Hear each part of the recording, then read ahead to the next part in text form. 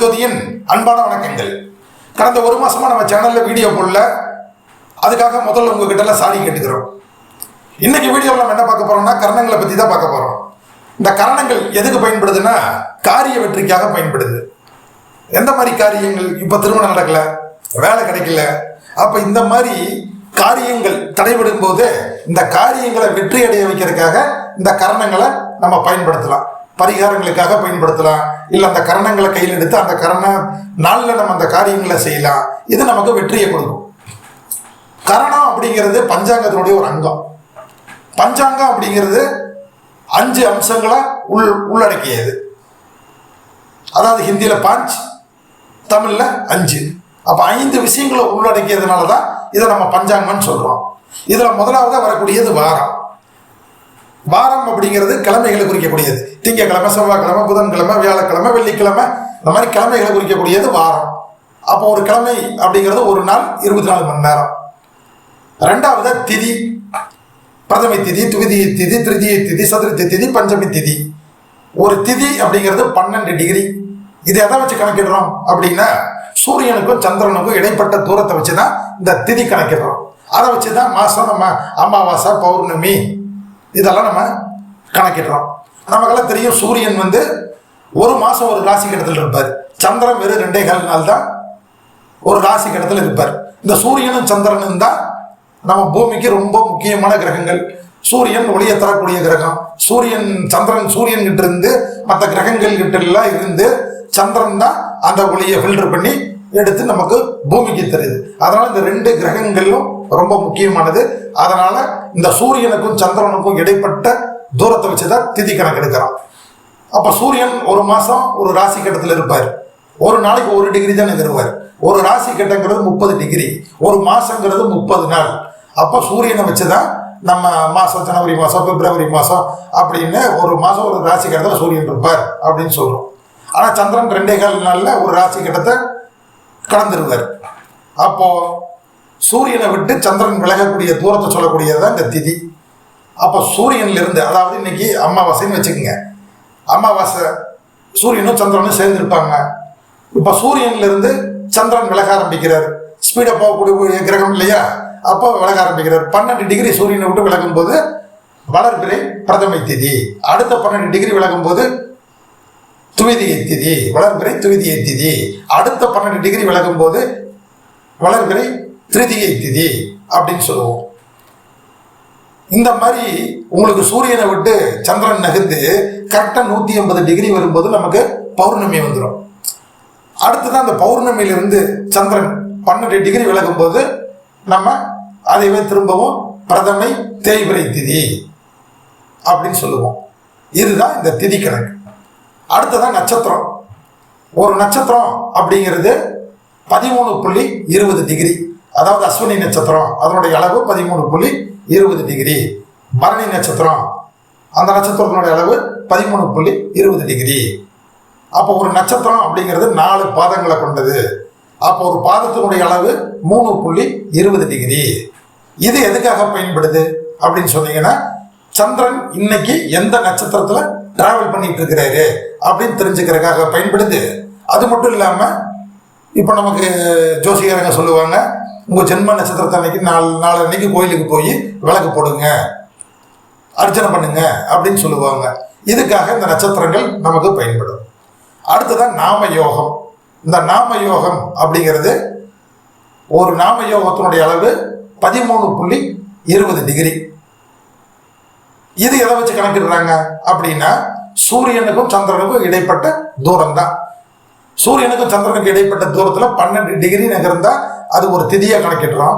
இதே 13.20 டிகிரி வரும் பொழுது அது ஒரு நாம யோகமா நம்ம கணக்கிடுறோம். இப்ப நாம யோகங்கள் மொத்தம் பார்த்துட்டீங்கன்னா 27 நாம யோகங்கள் இருக்கு. அடுத்ததா வரக்கூடியது தான் இந்த கரணம். இந்த கரணம் அப்படிங்கிறதா மிக மிக இதுல ரொம்ப முக்கியமானது. இந்த கரணம் அப்படின்னா என்ன? நம்ம முதல்ல பார்த்தோம்ல திதி 12 டிகிரி, அதுல பாதி தான் இந்த கரணம்.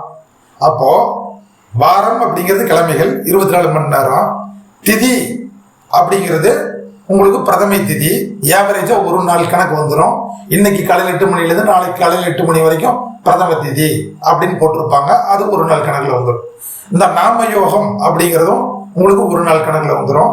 ஆனா இந்த கரணங்கள் அப்படிங்கிறது மட்டும் உங்களுக்கு அரை நாள் கணக்குல தான் வரும். அப்போ இந்த 4 வாரம் திதி நட்சத்திரம் நாம யோகம் இது எல்லாத்தையும் விட கரணம் தான் நமக்கு ரொம்ப அக்யூரேட்டானது. நம்ம திங்கக்கிழமை பரிகாரம் பண்ணுங்க, திங்கக்கிழமை கோயிலுக்கு போயிட்டு வாங்கன்னு சொன்னா அதை நம்ம ஈஸியா பண்ணிடலாம். ஆனா இந்த கரணத்துல பண்ணுங்க அப்படின்னு சொன்னா நம்ம அதுக்காக சில ஸ்பெஷலா டைம் ஒதுக்கி நம்ம அந்த பரிகாரங்களை பண்ணும்போது அந்த பரிகாரங்கள் நல்ல பலனை கொடுக்கும் அப்படிங்கிறத புரிஞ்சுக்கோங்க. இப்போ ஒரு காரியத்துல வெற்றி அடைய கிழமைகளை விட, திதியை விட, நட்சத்திரத்தை விட, நாம யோகத்தை விட கரணம் தான் மிகவும் முக்கியமானது. அதிக பலன்களை வெற்றிகளையும் தரக்கூடியது. நிறைய பேர் கேள்விப்பட்டிருப்பீங்க, பார்த்துருப்பீங்க. அதாவது சில நடிகர்கள் எல்லாம் பார்த்தீங்கன்னா புலியை தத்தெடுத்து வளர்த்துவாங்க, யானையை தத்தெடுத்து வளர்த்துவாங்க. அதுக்கு உண்டான செலவுகளை அவங்க பண்ணுவாங்க. அதெல்லாம் எதை வச்சுன்னா இந்த கரணத்தை வச்சு தான். இப்போ கரணத்தை வச்சு பல பேர் பலன்கள் சொல்லுவாங்க. இந்த கரணத்தில் பிறந்திருந்தா இப்படி இருப்பாங்க அப்படின்னு நம்ம சொல்லலாம். கரணத்தை வச்சு பரிகாரம் கூடி சொல்லலாம். கரணத்தை வச்சு திருமண பொருத்தம் பார்க்கலாம். அதாவது ஒரு பழமொழியும் கூட இருக்கு, கரணம் தப்பினால் மரணம் அப்படிங்கிற ஒரு பழமொழி இருக்கு. இது எதனால வந்தது அப்படின்னு பார்த்தீங்கன்னா ஒவ்வொரு கரணங்களுக்கும் ஒவ்வொரு மிருகங்கள் கொடுத்துருக்குறாங்க. அப்போ இந்த மிருகத்துக்கு இப்ப ஆண் பெண் 2 பேர்த்தையும் சேர்த்தும் போது இந்த மிருகத்துக்கு கூட இந்த மிருகத்தை சேர்த்துனா அவங்களுடைய தாம்பத்திய வாழ்க்கை நல்லா இருக்கும் அப்படிங்கிற அடிப்படையில தான் இது சொல்லப்பட்டது. கரணம் தப்பினால் மரணம் அப்படின்னா நம்ம பயப்பட வேண்டியதில்லை. அதாவது இந்த மிருகத்துக்கு இதை சேர்த்தா மட்டும் தாம்பத்திய வாழ்க்கையில் பாதிப்புகள் வரும். அப்போ ஆட்டோமேட்டிக்கா கணவன் மனைவிக்கிடையே பிரச்சனைகள் வரும் அப்படிங்கிறத தான் இது காட்டுது. இப்போ எக்ஸாம்பிளுக்கு ஒரு ஆண் கரசை கரணத்துல பிறந்திருக்கிறாரு அப்படின்னா இந்த கரசை கரணத்தோட மிருகம் யானை. இதே ஒரு பெண் பத்திரை கரணத்துல பிறந்திருக்கிறாங்க அப்படின்னு சொன்னா அதனுடைய மிருகம் கோழி. அப்போ இந்த யானையும் கோழியும் சேர்த்துலாமான்னா சேர்த்தக்கூடாது. அப்படிங்கிறத வச்சுதான் கரணம் தப்பினால் மரணம் அப்படிங்கிற பழமொழி வந்துச்சு. உங்களுடைய கரணம் என்ன அப்படின்னு நீங்க எப்படி தெரிஞ்சுக்கலாம் அப்படின்னு பார்த்தீங்கன்னா, இப்போ கம்ப்யூட்டர் ஜாதகமே வச்சிருக்கிறீங்கன்னா அதில் உங்களுக்கு எல்லா டீட்டெயில்ஸும் வந்துடுது. அதில் நீங்கள் பார்த்தீங்கன்னா என்ன ராசி, என்ன நட்சத்திரம், என்ன லக்கணம், நீங்கள் என்ன கிழமையில பிறந்தீங்க, என்ன திதியில் பிறந்தீங்க, என்ன நட்சத்திரத்தில் பிறந்தீங்க, என்ன நாம யோகத்தில் பிறந்தீங்க, என்ன கரணம் பிறந்தீங்க அப்படிங்கிறத அதுலேயே கொடுத்துருப்பாங்க. அதை பார்த்து நீங்கள் தெரிஞ்சுக்கலாம். அதை பார்த்து தெரிஞ்சுக்க முடியாதவங்க ஆஸ்ட்ரோசேஜ் அப்படிங்கிற ஒரு ஆப் இருக்குது.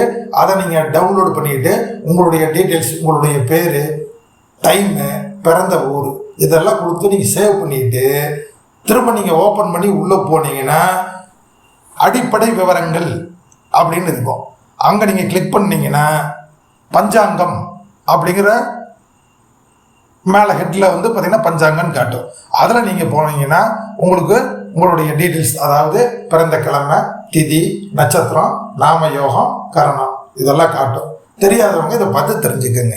மொத்தம் எத்தனை வகையான கரணங்கள் இருக்கு, அதனுடைய மிருகங்கள் என்ன, அதனுடைய அதிபதி யார், வழிபட வேண்டிய தெய்வங்கள் என்ன அப்படிங்கிறத நம்ம அடுத்த வீடியோவில் பார்ப்போம்.